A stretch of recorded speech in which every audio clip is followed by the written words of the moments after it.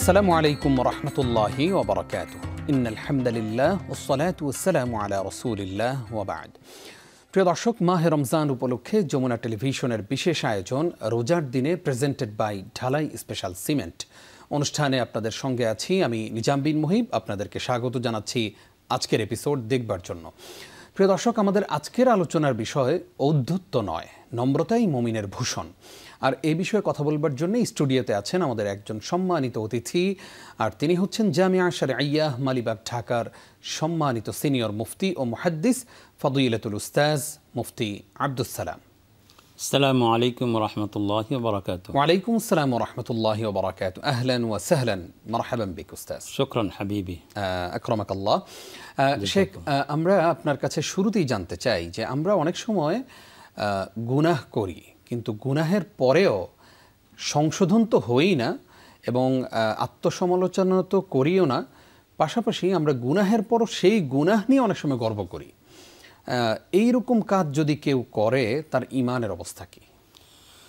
বড় চমৎকার প্রশ্ন আপনি অবতারণা করেছেন। আসলে মুমিন বান্দার মানি হলো যে সে গোলাম, সমর্পিত, নিজের কাছে নিজের আত্মাকে আল্লাহর কাছে সমর্পণ করে দেয়।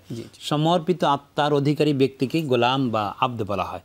সুতরাং যিনি আব্দ তিনি তাআব্বুদ, ইবাদত করবেন।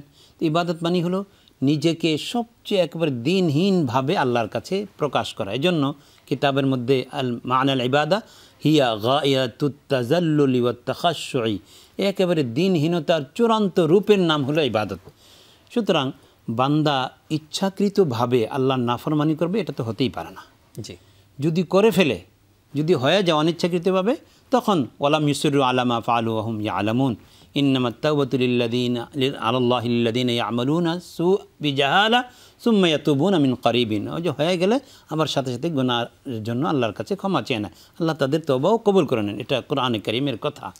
কিন্তু যে ফার্সিতে আছে কথা যে উজরে গুনাহ বদতরাজ গুনাহ, যে গুনাহ করা এর চাইতে গুনার পক্ষে সাফাই গাওয়া, এটা গুনাহ করার চাইতেও ভয়ঙ্কর। কেন? হযরত আদম আলাইহিস সালাম আল্লাহর ইচ্ছার বিরুদ্ধে কাজ করে ফেললেন। করার পরে যখন উপলব্ধি আসলো, তখন আল্লাহর কাছ থেকে কালেমা শিখলেন, দোয়া শিখলেন, রব্বানা যালামনা আনফুসানা ওয়া ইল্লাম তাগফির লানা ওয়া তারহামনা লানাকুনান্না মিনাল খাসিরিন। আল্লাহ শয়তানের প্ররোচনায় হয়ে গিয়েছে। ওয়া কাসামাহুমা ইন্নী লাকুমা লামিনান নাসিহিন, মা নাহাকুমা রব্বুকুমা আন তিলকুমা শাজারা ইল্লা আন তাকুনা মালাকাইন আও তাকুনা মিনাল খালিদিন। যে রব আপনাদেরকে এই গাছের ফল খেতে নিষেধ করেছেন, কেন জানেন? সেটা হলো এই গাছের ফল খেলে সে ফেরেশতা হয়ে যায়, সে আর মানুষ থাকে না।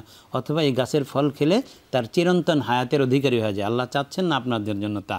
তো এইভাবে ইনিয়ে বিনিয়ে শয়তান ওয়াসওয়াসায় ফেলে দিল, তারা খেয়ে ফেললেন। তো আল্লাহ তাআলার যে ফজিলত ছিল সেগুলো আস্তে আস্তে ফাবাদাত লাহুমা সাওআতুহুমা, জান্নাতি পোশাক খসে যেতে থাকলো।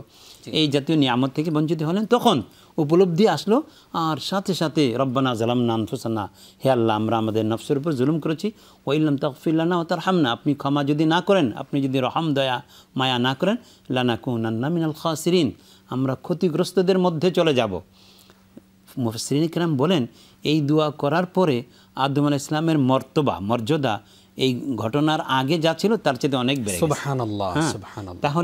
তাহলে দেখা যাচ্ছে যে বান্দা হুমা বে কে তাকসির খেশ উজর বদরগাহে খোদা মি আওরান, যে ওই বান্দাই আল্লাহর কাছে ভালো যিনি কিনা তার অপরাধের জন্য আল্লাহর কাছে ত্রুটি বিচ্যুতির ক্ষমা চান। ক্ষমা চাওয়ার মানে হলো, রব আমি আপনাকেই মানি, আসলে ভুল যেটা হয়ে গেছে আমার ইচ্ছা হয়নি, এটা শয়তানের ওয়াসওয়াসা নফসের প্ররোচনা হয়ে গেছে আল্লাহ। তাহলে আল্লাহ দেখছেন, ওই যে হাদিসের মধ্যে আছে যে ইজা আজনাবাল আবদু জামবান, যখন বান্দা কোনো গুনাহ করে সুম্মা কাল, বলে ইগফিরলি, আল্লাহ ক্ষমা করুন, তখন আল্লাহ বলে আলিমা আবদি আন্না লাহু রব্বান ইয়াগফিরু যামবা ওয়া ইয়াখুযু যামবা, ও আমার বান্দা তাহলে জানে যে একজন রব আছেন যিনি গুনাহ পাকড়াও করেন আবার গুনাহ মাফও করে দেন। বান্দা আবার গুনাহ করে, এরপরে আবার ইস্তেগফার আল্লাহর কাছে ক্ষমা চায়, তখন আল্লাহ বলেন আলিমা আবদি আন্না লাহু রব্বান ইয়াগফিরু যামবা ওয়া ইয়াখুযু যামবা, যে আমার বান্দা জানে তার একজন রব আছে, সেই রব পাকড়াও করতে পারেন, মাফও করে দিতে পারেন। তো সে আমার কাছে ক্ষমা চাইছে, আমি ক্ষমা করে দিলাম। আবারও তৃতীয়বার এভাবে আল্লাহ তাআলা তাকে ক্ষমা করতেই থাকেন। পৃথিবীর যত বাদশার বিরুদ্ধে আপনি অন্যায় করলে বাদশাহ সৈন্য সামন্ত দিয়ে আপনাকে খুঁজে শাস্তি প্রয়োগের জন্য খুঁজতে থাকবেন। আর আল্লাহ রাব্বুল আলামিন মালাইকার মাধ্যমে খুঁজেন যে আসো আসো আসো, আমি ক্ষমা করার জন্য প্রস্তুত। এটাই রবের সাথে মানুষের সাথে পার্থক্য। তো এজন্য আল্লাহ রাব্বুল আলামিন যেখানে ক্ষমাকে বিস্তৃত, রহমাতি ওয়াসিআত কুল্লা সেই সব কিছুর মধ্যে আমার রহমত, আমার মাগফিরাত বিস্তৃত আমি করে দিয়েছি, বিস্তৃত ব্যক্ত হয়ে আছে, বিস্তৃত হয়ে আছে। সুতরাং এটাকে এখন না নিবে যে, বরং সে তার গুনাহের পক্ষে সাফাই গাবে, সে তো শয়তান। শয়তানকে যখন নির্দেশ করা হলো যে আদমকে সেজদা করো, তখন সে বলল আনা খায়রুম মিনহু খালাকতানি মিন নার ওয়া খালাকতাহু মিন তিন। আমাকে বানালেন আপনি আগুন দিয়ে, তাকে বানালেন আদমকে মাটি দিয়ে। মাটির নেচার হলো নিচের দিকে যাওয়া, আগুনের ধর্ম হলো উপরের দিকে ওঠা। তা আমি না, বরং সে আমাকে সেজদা করবে। নাউজুবিল্লাহ। হ্যাঁ, সে গুনাহ করালো, আল্লাহর অবাধ্য হলো, কিন্তু অবাধ্যতার পক্ষে আবারও সাফাই গেল। আল্লাহ তখন নারাজ হয়ে বলে ওয়াইন্না আলাইকা লাআনাতি ওয়াখরুজ মিন্না ফাইন্নাকা রাজিম ওয়াইন্না আলাইকা লাআনাতা ইলা ইয়াউমিদ্দিন, যে তোর উপর লানত পড়তে থাকবে কিয়ামত পর্যন্ত। আল্লাহ পাক রব্বুল আলামিন তখন তাকে রাজিম বিতাড়িত করে দিলেন। কিন্তু হযরত আদম আলাইহিস সালামের মাকাম বুলন্দ হয়ে গেল। শুধু ওই যে ওয়ালাম ইউসিরু আলা মা ফাআলু ওয়া হুম ইয়ালামুন, কোনো কিছু হওয়ার পরে সেটাকে আবার ওর উপর হঠধর্মী হয়ে থাকা যে না এটাই ঠিক আছে। জি, তো এটা হলো মানুষের আল্লাহর রহমত পাওয়া থেকে বঞ্চিত হওয়ার একটা কারণ। খুবই দারুণ উপস্থাপনা আপনার, আলহামদুলিল্লাহ। আমরা এবার জানতে চাই আপনার কাছে, গুনাহকে আমরা গুনাহ মনে করি না। যেমন আমরা যখন অনেককে বলি যে ভাই চলেন নামাজটা পড়ে আসি, তখন তিনি নির্দ্বিধায় বলেন যে ভাই আমার প্যান্ট নষ্ট। মানে একজন ইমানদার তিনি সালাতে যাবেন, নামাজ পড়তেই হবে তাকে, তিনি মানে প্যান্ট নষ্ট এটার অজুহাত সবসময় একটা খাড়া করে রাখেন, যুক্তি। এরপরে অনেককেই যখন আমরা কোনো একটা মজলিসে যাই, কোনো একটা প্রোগ্রামে যাই, অনেক সময় দেখি যে আমাদেরকে বলে যে ভাই নামাজটা পড়ে ফেলেন তাড়াতাড়ি, প্রোগ্রামটা শুরু করব। কিন্তু তারাও মুসলিম, তারা নামাজ পড়ে না। এই যে আল্লাহর হককে নির্দ্বিধায় আমরা দূরে ঠেলে দিচ্ছি, আবার আল্লাহর কাছেই ক্ষমা প্রার্থনা করছি, আবার প্রত্যাশা করছি রাসূল সাল্লাল্লাহু আলাইহি ওয়াসাল্লাম আমাকে শাফায়াত করবেন, প্রত্যাশা করছি আল্লাহ তাআলা আমাদেরকে জান্নাতের সুউচ্চ মাকাম দিবেন। প্রত্যাশার সাথে আমাদের কি কাজের কোনো মিল আছে? হ্যাঁ, চমৎকার কথা। আসলে মানে আমরা শয়তানের ওয়াসওয়াসা এবং প্ররোচনায় এত বেশি পড়ে গিয়েছি যে আল্লাহ তাআলার উপলব্ধি, যে আল্লাহর পক্ষ থেকে আমার কাছে কিছু বিধান আছে। আমি যখন মুসলমান হইলাম, তার মানে তৌহিদের তোরণ দিয়ে আমি ইসলামের গৃহে প্রবেশ করলাম। আমি একটা মাদ্রাসা, একটা বিদ্যালয়ে ভর্তি হলে বিদ্যালয়ের কিছু বিধিবিধান আছে। তো যখনই আমি কলেমা পড়লাম, আমি ইসলামের তোরণে প্রবেশ করলাম। এখন প্রবেশ করার পরে সেই ঘরে গেলে আমার তো কিছু এই মাদ্রাসা, এই বিদ্যালয়ের কিছু নিয়ম নীতি মানতে হবে। তো প্রথম নিয়মটাই তো হলো ইকামিস সালাহ, যে সালাত কায়েম করতে হবে। আর সালাতু ইমাদুদ্দিন, দিনের খুঁটি। মান আকামাহা ফাকাদ আকামাদ্দিন, যে খুঁটি ঠিক রাখলো দিনকেই ঠিক রাখা হলো। ওমান হাদামাহা ফাকাদ হাদামাদ্দিন, আর এটা খুঁটি ধ্বংস করে দিলে দিনের বিল্ডিংটাই ধসে পড়বে। তো এই জন্য নামাজ তো হলো একেবারে, রসুল আকরাম সাল্লাল্লাহু আলাইহি ওয়াসাল্লাম নামাজের প্রতি এত বেশি গুরুত্ব দিতেন যে সাহাবীদেরকে বলছেন, আমাদেরকে লক্ষ্য করে বলছেন উম্মতকে, যে মুরু আওলাদাকুম বিসসালাতি ওয়া হুম আবনাউ সামঈন ওয়া আযরিবুহুম আলাইহা ওয়া হুম আবনাউ আশরিন, যে সন্তানরা 7 বছর হয়ে গেছে নামাজের নির্দেশ করো, আর 10 বছর হইলে নামাজ না পড়লে প্রহার করো। ওয়াফাররিকুহুম বাইনাল মাজাজি, এবং ফিল মাজাজি, বিছানা পৃথক করে দাও। তাহলে 7 বছরের বাচ্চার উপর তো শরীয়তের বিধান আসে না, তারপরেও তাকে নামাজের নির্দেশ করার জন্য কারণ কি, যেন অভ্যস্ত হয়। এই জন্য আর 10 বছর থেকে যখন তার উপর বিধান আসলো, তখন সে আমল করছে না, তাহলে পিটিয়ে দাও, পেটান, প্রয়োজন হইলে তাকে পেটাও। এই জন্য মান তারাকা সালাতা মুতাআম্মিদান ফাকাদ কাফার, যে ইচ্ছাকৃতভাবে কোনো রকমের অজুহাত দেখাইলো, ইচ্ছাকৃতভাবে মানে হলো যে তার মনে চাইছে না, পড়বে না, এখন এটার এই সেই অজুহাত ইত্যাদি দেখাইলো। যে ওই যে একজন বক্তব্য দিয়েছেন যে যখন একজনকে ডাকছেন, ভাই চলেন নামাজ পড়ি, মুয়াজ্জিন সাহেব আছে আর ইমাম সাহেব, আর কেউ নেই। তো মুয়াজ্জিন সাহেবকে ইমাম সাহেব বলছেন যে আরেকজন আনো, তাহলে নামাজ পড়ি আমাদের জামাত হয়ে যায়। তো যিনি যাচ্ছেন সভাপতির ছেলে, তো ডাক দিছে, ভাই মুকুল ভাই একটু নামাজ পড়তে আসেন। বলে যে জামার মধ্যে ময়লা আছে, নাপাক, এই সেই ইত্যাদি বিভিন্ন অজুহাত দিচ্ছেন। তখন সবগুলো অজুহাত আবার ইমাম সাহেব বলছেন যে অসুবিধা নেই, যার আর কোনো জামা নেই তার ওইটা দিয়ে নামাজ হবে, ইত্যাদি ইত্যাদি। তখন তিনি বলছেন যে আসলে না, ওইসব কিছু অজুহাত ওইসব কিছু না, আপনারা ইমামরাই ভালো না। হ্যাঁ, আসলে শয়তানের ওয়াসওয়াসা তাকে কীভাবে মানে একেবারে কাবু করছে। তো এটা হলো মূল কথা। এজন্য যে কোনো ব্যক্তি আল্লাহর পক্ষ থেকে যে আমার উপর একটা বিধান আছে, আমি আল্লাহর বান্দা, আমার সাথে আল্লাহর সম্পর্কের সেতু বন্ধন হলো এই সালাত। সুতরাং এই সেতু বন্ধনকে যদি রক্ষা না করি তাহলে তো সালাত মান তারাকা সালাতাম মুতাআম্মিদান ফাকাদ কাফারা, আমি ওই দলের অন্তর্ভুক্ত হয়ে গেলাম। জি, জাযাকাল্লাহু খাইর। আমরা আসবো আপনার কাছে আবারও ইনশাআল্লাহ। আমরা এবার জানতে চাই যে আমরা এই যে অহংকার করি, আমাদের আজকের যেটা বিষয় যে অধ্যত্ত নয়, গুনাহ করার পরেও আমাদের অনেকের অহংকার। কাউকে যদি আমরা বলি যে ভাই এই কাজটি এভাবে না করলে সুন্দর হতো, ইসলাম এভাবে বলে না, তখন কেউ কেউ জবাব দেন, আরে ভাই আপনার ইসলাম নিয়ে আপনি থাকেন, আপনার নামাজ আপনি পড়েন, আপনার রোজা আপনি রাখেন, এইরকম করে বলে। তো এই যে এক তো আমি ইবাদত করলাম না, আবার অহংকারী হলাম, এরপরে হচ্ছে এর উল্টো দিকে যে বিনয়ী মানুষদের যেই কালচার, বিনয়ী মানুষদের যে স্বভাব থাকা উচিত ছিল সেটা আমার মধ্যে ছিল না। আপনি এবার আমাদেরকে জানাবেন অহংকারী হয়ে গেলে আল্লাহ কি শাস্তি দিবেন, এরপরে আমরা আপনার কাছে জানবো বিনয়ী মানুষ কারা। ধন্যবাদ। আসলে অহংকার, অহংবোধ এটা হলো ওই ব্যক্তির পক্ষে সাজে যার কোনো অভাব নেই। তেমন ব্যক্তি পৃথিবীতে কেউ নেই আল্লাহ রাব্বুল আলামিন ছাড়া। এজন্য হাদিসে কুদসির মধ্যে আছে আল কিবরিয়াউ রিদাই, অহংবোধ এটা হলো আমার ভূষণ, আমার চাদর। ফামান তাকাব্বারা ফাকান্নামা ইয়াজুরু রিদাই, যে অহংকার করলো, অহংবোধ যার মধ্যে আসলো, সেই জন্য আমার ভূষণ নিয়ে টানাটানি করছে। এই জন্য ইন্নাল্লাহা লা ইউহিব্বু কলবা কুল্লি মুতাকাব্বিরিন জাব্বার, বারবার কোরআনে কারিমে বিভিন্ন জায়গায় যে অহংবোধ, অহংকারী এই ফেরাউনদেরকে, এই নমরুদদেরকে আল্লাহ তাআলা পছন্দ করে না। কাল্লা ইন্নাল ইনসানা লা ইয়াতগা আর রাআহু ইসতাগনা, যে মানুষ যখন নিজেকে অভাবমুক্ত দেখে তখন তার মধ্যে এই অহংবোধ এসে যায়। লা তামশি ফিল আরদি মারহা ইত্যাদি ইত্যাদি বলে হযরত আল্লাহ পাক রব্বুল আলামিন আপনি যেটা পড়লেন লোকমান আলাইহিস সালাম তার সন্তানকে যে অহংবোধ, অহংকার বশত পৃথিবীতে বিচরণ করো না, ইন্নাকা লান তাকরিকাল আরদ ওয়া লান তাবলুগাল জিবালা তুলা, অহংকার করে করে বুক ফুলিয়ে ফুলিয়ে তুমি তো পাহাড় হতে পারবে না, আর তুমি অহংকার বশত জোরে জোরে পদাঘাত করে তুমি তো একবারে জমিনকে বিদীর্ণ করতে পারবে না। সুতরাং অহংবোধ করো না। ওয়াকসিদ ফি মাশিক ওয়াগযুদ মিন সাউতিক, তুমি পরিমিতভাবে সাধারণভাবে চলাফেরা করো, আর আওয়াজকে একেবারে বড় করে নিজের বরত্ব প্রমাণ করে না, বরং হালকা আওয়াজে কথা বলো। তো এটা হলো অহংবোধ না করার জন্য নির্দেশনা। দেখুন অহংকারটা তিন ধরনের হয়। একটা অহংকার হলো যেমনটা ফেরাউন করেছিল, যে অহংকার করতে করতে সে নিজেকে আনা রব্বুকুমুল আলা, আমি খোদা, সে বলতো যে দেখো না আমার কোনো অভাব নেই, বরং তোমাদেরকে রিজিক আমি দিচ্ছি। ওয়াহাযিহিল আনহারু তাজরি মিন তাহতি আফালা তুবসিরুন, যে আমার বাড়ির নিচ দিয়ে নীল নদ প্রবাহিত হচ্ছে, আর নীল নদ হলো মিশরবাসীর সৌভাগ্যের প্রতীক।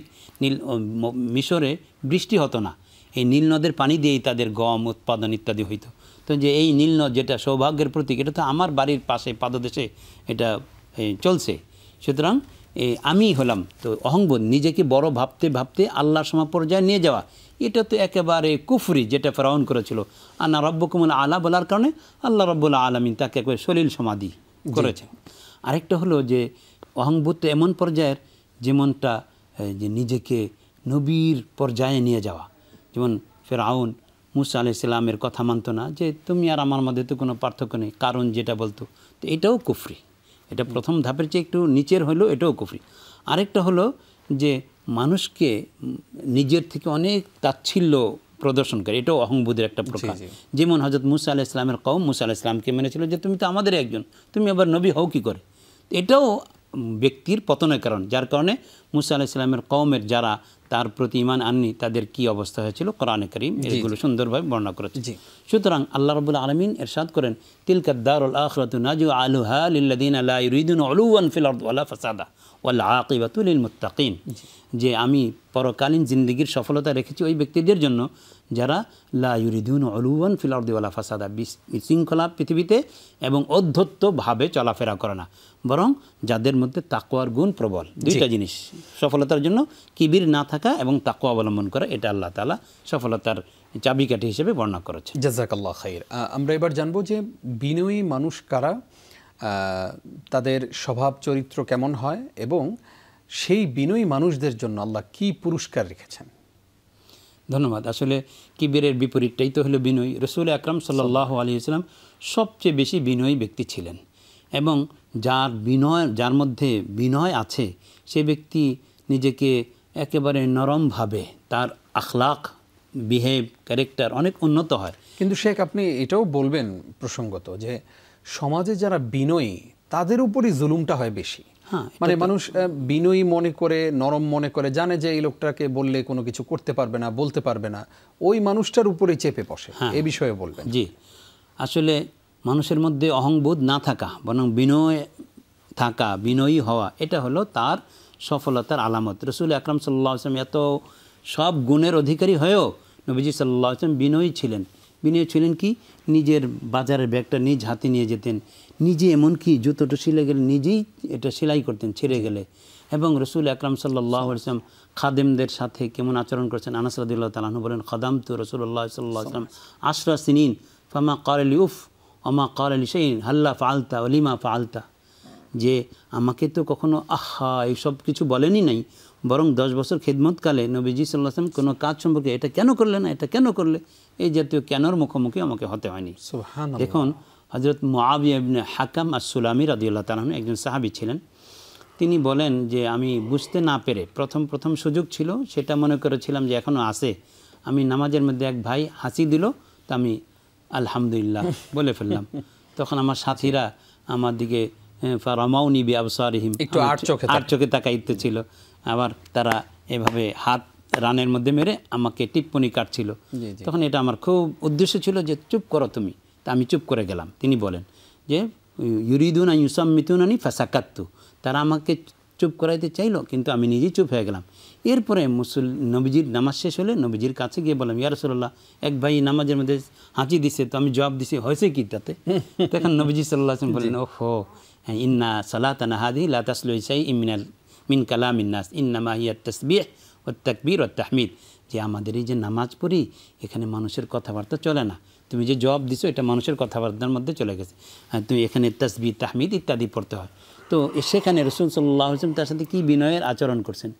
রাসূল আকরাম সাল্লাল্লাহু আলাইহি ওয়াসাল্লাম ওই যে বেদুইন সাহাবী মসজিদে আসলেন, এসে পেশাব করে দিলেন, পেশাব করে দিয়ে তারপরে এখন মসজিদে নববীতে নাপাক করে দিলেন। সাহাবা একরাম যারা, তারা মসজিদে নববীর পবিত্র অঙ্গনকে এভাবে অপবিত্র করছে, এটা তো কারো সইতেছে না।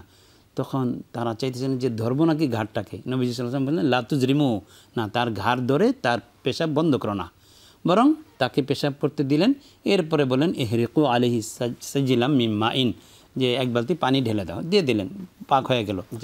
তো অবাক কাণ্ড। এরপরে উনি আরও বিশেষ বিদঘটে কিছু কাজ করেছিলেন। নামাজ পড়েছেন, পড়ার পরে বলেন, আল্লাহুম্মা রহামনি মুহাম্মাদান ওয়ালা তারহাম মা'ানা আহাদান, আল্লাহ আমাকে আর নবীকে রহম করেন, আর কাউরে করেন না। নবী সাল্লাল্লাহু আলাইহি ওয়াসাল্লাম হেসে দিয়ে বললেন, লাকাদ তাহাজ্জারতা ওয়াসিআন, যে বিস্তৃত বস্তুটাকে তুমি কনজাস্টেড করে ফেলেছো, এটা ঠিক না। তো এই জাতীয় ক্ষেত্রে নবী সাল্লাল্লাহু আলাইহি ওয়াসাল্লাম তাকে যে ওই পেশাবের সবাই যে ধরবো না কি, ইয়া রাসূলুল্লাহ, নবী ধরেন না, ধরবে না তোমরা, এই যে একটা আচরণ, এই কোমলতার কারণে রাসূল আকরাম সাল্লাল্লাহু আলাইহি ওয়াসাল্লাম আম্মা জান আয়েশা রাদিয়াল্লাহু তাআলা আনহাকে বলেন যে, ইয়া আয়েশাতু ইরফিকি, যে তুমি সব ক্ষেত্রে নরম কোমলতা অবলম্বন করো। ফাইন্নাহু লাম ইয়াকুন ফি শাইইন ইল্লা জানাহু, কোনো বস্তুর মধ্যে কোমলতা এসে গেলে ওর সৌন্দর্য বাড়িয়ে দেয়। ওয়ালাম ইউনজা মিন শাইইন ইল্লা শানাহু, আর কোনো বস্তু থেকে যখন ওই কোমলতা চলে যায় তখন এটাকে নষ্ট করে দেয়, এর সৌন্দর্য বিনষ্ট হয়ে যায়। একবার দেখা গেল যে উয়াইনা ইবনে হিসন আল ফাজারি আসছে, সে খারাপ লোক ছিল। তো নবীজি বললেন যে বিসা ইবনুল আশিরা, লোকটা খুব খারাপ। কিন্তু নবীজির কাছে যখন আসলো, নবীজি আলান আলাহুল কৌল, তার সাথে খুব নরম সুরে কথা বললেন। আয়েশা রাদিয়াল্লাহু তাআলা বললেন, ইয়া রাসূলুল্লাহ, আপনি না তার সম্পর্কে কী বললেন, তো তার সাথে ভালো আচরণ কিভাবে করলেন? আবার নবীজি সাল্লাল্লাহু আলাইহি ওয়াসাল্লাম বললেন যে, আমাকে কি আল্লাহ তাআলা কোমল হৃদয় ছাড়া এই প্রতাপশালী দুর্দন্ত রাজা বাদশা রূপে পাঠিয়েছেন? লাম ইয়াবআসনি জব্বারান আনিদান ইন্নামা বাআসানি আল্লাহু খাদুআন করিমান রফিকান করিমান ইন্নাল্লাহা রফিকুন ইউহিব্বুর রিফকা ফিল আমরি কুল্লি, আল্লাহ নিজেই কোমল এবং সব বিষয়ের মধ্যে কোমলতাকে পছন্দ করেন। ঠিক এই প্রসঙ্গে একটু জানতে চাই যে, আপনি যেহেতু আয়েশা রাদিয়াল্লাহু তাআলা আনহার কথা এনেছেন, আমাদের অনেক বোনেরা আছেন, তারা স্বামীকে 4 আনার কোনো পাত্তা দেন না এবং তারা স্বামীর সাথে অধ্যত্বপূর্ণ আচরণ করেন। মনে করেন যে আমি স্বামীর চাইতে কম কিসে, আমার রূপ লাবণ্য, আমার বাবার বাড়ির সম্পত্তি, আমার শিক্ষা দীক্ষা সব কিছুতে এইরকম মনে করেন। আবার অনেক পুরুষরা আছে, তাদের স্ত্রীদেরকে কোনো মূল্যই দেন না, স্ত্রী মানে আমার দাসী, এইরকম মনে করেন। এই উভয় পক্ষের ব্যাপারে অধ্যত্ব নয়, বিনয় হচ্ছে মুমিনের ভূষণ, এই বিষয়ে কি বলবেন? ধন্যবাদ। আসলে দুটোই প্রান্তিকতা। স্ত্রী যখন ভাবে যে আমার সৌন্দর্য, আমার বাবার বাড়ি, এত সম্পদ, এ তো ওর নেই, তো তাকে আমি গোলাম ভাববো। তো আসলে যিনি ভালো হন তিনি তার স্বামীকে রাজা করে রাখেন আর রাজার বউ হয়ে থাকেন তিনি। আর যিনি বুঝেন না কিছু তিনি নিজের স্বামীকে গোলাম হিসাবে রাখেন আর গোলামের বউ হন প্রকৃতপক্ষে। এই জন্য এটা একটা প্রান্তিকতা। অথচ কোরআন হাদিস রাসূল সাল্লাল্লাহু আলাইহি ওয়াসাল্লাম ইরশাদ করেছেন, আল মারআতু ইযা সাল্লাত খামসাহা ওয়া সামাত শাহরাহা ওয়া আতাআত বা'লাহা ওয়া আহসানাত ফারজাহা। মহিলা 4টা কাজ করবে, 5 ওয়াক্তের নামাজ পড়বে, মাহে রমজানের রোজা রাখবে, স্বামীর আনুগত্য করবে। ফাসসালিহাত কানিতাতুন হাফিজাতুন লিল গায়বি বিমা হাফিজাল্লাহ, নবীজির কথা সাল্লাল্লাহু আলাইহি ওয়াসাল্লাম। এজন্য ওয়া আহসানাত ফারজাহা, সতীত্ব রক্ষা করবে, ওয়া আতাআত বা'লাহা, আর স্বামীর আনুগত্য করবে। এই 4টা জিনিস করবে, তাদখুল জান্নাত রাব্বিহা বিসালাম, হাসতে হাসতে জান্নাতে চলে যাবে। জাযাকাল্লাহু খাইর। আর রাসূল সাল্লাল্লাহু আলাইহি ওয়াসাল্লাম স্বামীদের ব্যাপারে বলছেন যে ইন্নাহুন্না আওয়ানুন ইনদাকুম, তারা তোমাদের কাছে বন্দিনী, সুতরাং ইস্তাউসু বিন নিসাই খায়রা রিফকাম বিল কাওয়ারির, মানে একেবারে কাঁচের পাত্রটার ব্যবহার করতে তুমি সতর্কতা, একটু খসে পড়লেই ভেঙে যাবে। মহিলাদের সাথে আচরণও এরকম করবে, তাদের মনটা কিন্তু কোমল, সুতরাং তাদের সাথে সুন্দর আচরণ করবে। নবী সাল্লাল্লাহু আলাইহি ওয়াসাল্লামের শেষ ভাষণের যে 2টা কথা ছিল, আন-নিসা ওমা মালাকাত সালাত ওমা মালাকাত আইমানুকুম, তোমাদের অধীনস্থদের সাথে ভালো আচরণ করবে আর সালাত ঠিক রাখবে। জাযাকাল্লাহু খাইর। অনেকগুলো বিষয় চলে আসছে আজকে আপনার আলোচনার মধ্যে। আপনি আজকে কষ্ট করে সময় দেওয়ার জন্য আপনাকে ধন্যবাদ জানাচ্ছি। জি, ধন্যবাদ। প্রিয় দর্শক, এতক্ষণ যারা আমাদের সঙ্গে ছিলেন আপনাদেরকেও ধন্যবাদ জানিয়ে শেষ করছি রোজার দিনে প্রেজেন্টেড বাই ঢালাই স্পেশাল সিমেন্ট। আগামীকালকের পর্ব দেখবার আমন্ত্রণ জানিয়ে এখানে বিদায় নিচ্ছি নিজাম বিন মুহিব। আসসালামু আলাইকুম ওয়া রাহমাতুল্লাহি ওয়া বারাকাতুহু।